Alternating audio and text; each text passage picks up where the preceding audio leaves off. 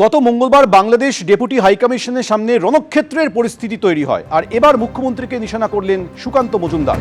ইন্দিরা গান্ধীর সঙ্গে মমতা বন্দ্যোপাধ্যায়ের তুলনা টেনে বললেন, একসময় ইন্দিরা গান্ধী দেশের দুর্দণ্ড প্রতাপ নেত্রী ছিলেন। সেই সময় দিল্লিতে গণহত্যার প্রতিবাদ করেছিলেন এক সন্ন্যাসী।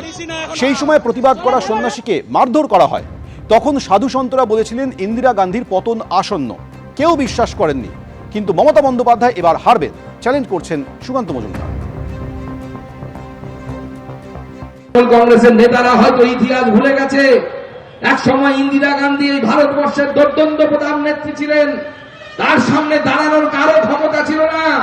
চক্রবর্তী মহারাজ বলে সেই সময় একজন সন্ন্যাসী ছিলেন, তিনি দিল্লিতে গণহত্যা বন্ধের প্রতিবাদে আন্দোলন করেছিলেন। ইন্দিরা গান্ধী সেদিন গুলি চালিয়েছিল, সাধু সন্ন্যাসীদের উপরে লাঠিচার্জ করিয়েছিল। আমাদের সন্ন্যাসীরা বলেছিলেন ইন্দিরা গান্ধীর পতন আসন্ন। অন্যরা সবাই হেসেছিল, কংগ্রেস হেসেছিল, বলেছিল ইন্দিরা গান্ধীকে হারানো সম্ভব নয়। কিন্তু আমাদের সাধু সন্ন্যাসীদের কথা মিথ্যে হতে পারে না। ইন্দিরা গান্ধী শুধু হেরেছিলেন নয়, জেলে গিয়েছিলেন। তৃণমূল কংগ্রেসও হারবে, মমতা বন্দ্যোপাধ্যায় হারবে, ভবানীপুর থেকে আমরা হারাবো মমতা বন্দ্যোপাধ্যায়। তো ব্যাপারটা সাধু সন্ত নয়, ব্যাপারটা হচ্ছে রাজনৈতিক প্রোপাগান্ডা। আজকে বাংলাদেশের হাই কমিশন বলুন বা অন্য কোনো দেশের হাই কমিশন বলুন, সেখানে যখন একটা প্রতিবাদ মিছিল অগ্রসর হচ্ছে, সেখানে আক্রমণ হওয়ার আশঙ্কা হচ্ছে, তখন রাজ্য সরকারের আইন শৃঙ্খলা রক্ষার দায়িত্বে যে পুলিশ, তাদের কি দায়িত্ব নয় সেটাকে আটকানো? তাহলে কেন্দ্রীয় সরকার স্পষ্টভাবেই একটা চিঠি দিয়ে রাজ্য সরকারগুলোকে বলে দিক যে বাংলাদেশ হাই কমিশন বা এরকম তাদের যারা যে দেশগুলোকে মনে করছেন অসুবিধা নেই, সেই সমস্ত হাই কমিশনের বাইরে নিরাপত্তার দায়িত্বে রাজ্য সরকার থাকবে না, তাদের বাঁচানোর দায়িত্ব, রক্ষা করার দায়িত্ব পুরোটাই কেন্দ্রীয় সরকারের থাকবে। এটা চিঠি দিয়ে রাজ্য সরকারকে অফিসিয়ালি বলে দিন না।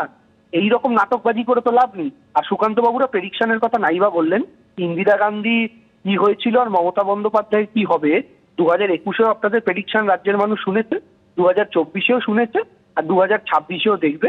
50-এর নিচে আপনারা থাকবেন, এটা বিধির বিধান। লগ্ন জিতার পর ফের এক শিল্পীকে গান গাইতে বাধা দেওয়ার অভিযোগ উঠল। নদিয়ার মাঝদিয়ায় গান থামিয়ে দেওয়ার অভিযোগ করেছেন এক শিল্পী।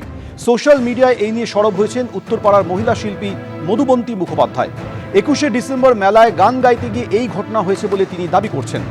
আয়োজকরা হস্তক্ষেপ করায় তিনি অভিযোগ করেননি বলেও শিল্পী জানিয়েছেন। একটি নির্দিষ্ট গান বন্ধ করে দেওয়ার অভিযোগে সরব হয়েছেন মহিলা শিল্পী। আয়োজকরা খুব ভালো ছিলেন, তাই অভিযোগ দায়ের করেনি। ঘটনার পরও আয়োজকরা সদর্থক ভূমিকা নিয়েছেন বলে দাবি করেছেন শিল্পী। আর উদ্যোক্তারা বলছেন বিষয়টিতে মর্মাহত, এটা কাম্য ছিল না। যিনি ঘটনা ঘটিয়েছেন তিনি কমিটির কেউ নন, দাবি আয়োজকদের।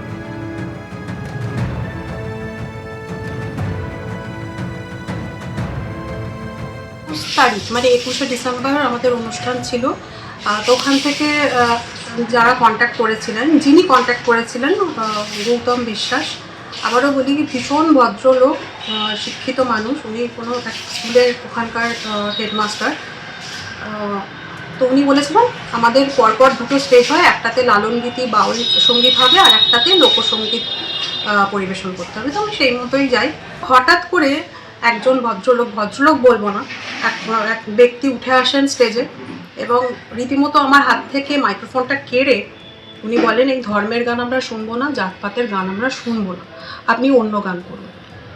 যে উঠে আসে তার পরিচয় উনি ওখানকার স্থানীয় বাসিন্দা এবং নামটা আমি জানার চেষ্টা করছি এখনো পর্যন্ত। আমরা রীতিমতো হতবাক হয়ে গেছিলাম, মানে আমি এবং আমার মিউজিশিয়ানসরা রীতিমতো মানে বিস্মিত হয়ে পড়েছিলাম যে এরকম ঘটনা আমাদের সঙ্গে এই প্রথম জীবনে।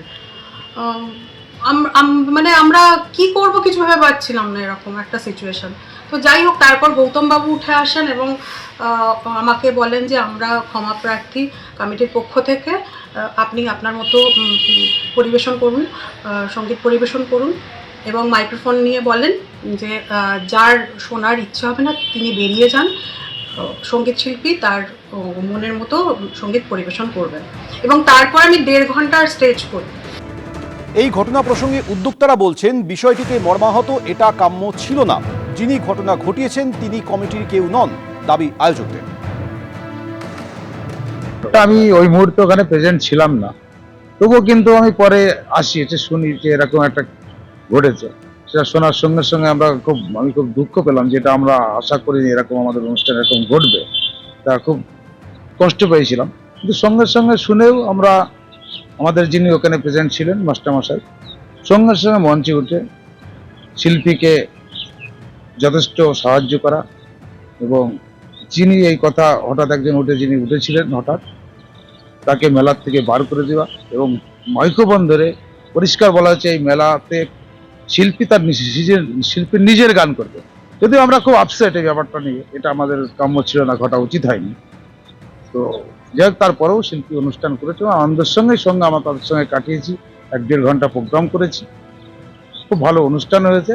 কিন্তু এই ব্যাপারটাতে আমরা খুব দুঃখিত। কিন্তু উনি একটা পোস্ট ছেড়েছে সেটা আমরাও দেখেছি, তা সেই জন্য আমাদেরও খারাপ লাগছে। এবিপি আনন্দ, এগিয়ে থাকে, এগিয়ে রাখে।